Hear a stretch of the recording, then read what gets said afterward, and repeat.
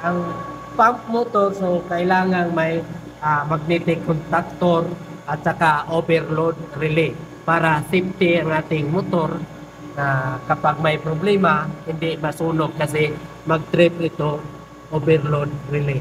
Hello mga kabisimay. So, ito ay motor control ng pump na ito. So, yan. Automatic yan. Yan. So, ito ang mga breaker niyan. Ito ang mga contactor. So, may relay niyan. So, kapag tama na yung pressure, automatic mag-stop yung motor. So, yan ang control niya. So, tatlong motor ito. Yan. Sa likod.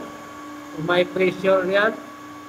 So, kailangan yan na ma-reach muna yung pressure bago mag-stop yung motor.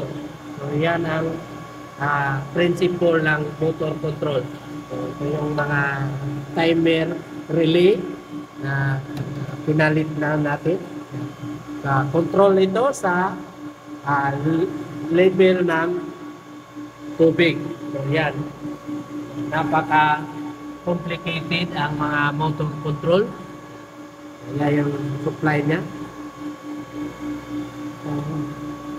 Ito naman ay relay. Ito naman naka-mounting sa magnetic contactor. Time on delay relay ito. Ito ang main breaker na 3-phase. Ito naman ang mga terminal ng load. So itong mga wire na ito ay papunta na yan sa mga motor. So, yan ang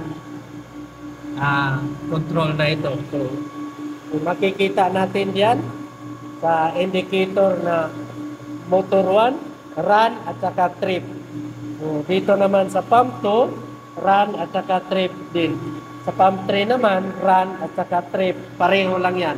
So, kailangan lang dyan kapag nag-overload or walang tubig, mag-trip yung motor. So, dalawang function nito, automatic at saka H or manual. So, ganyan ang control ng pump. Ang pump motor, so kailangan may magnetic contactor at saka overload relay para safety ang ating motor na kapag may problema, hindi masunog kasi mag-trip ito overload relay. Okay? Kung may idea din kayo sa motor control, paki-share naman sa comment section.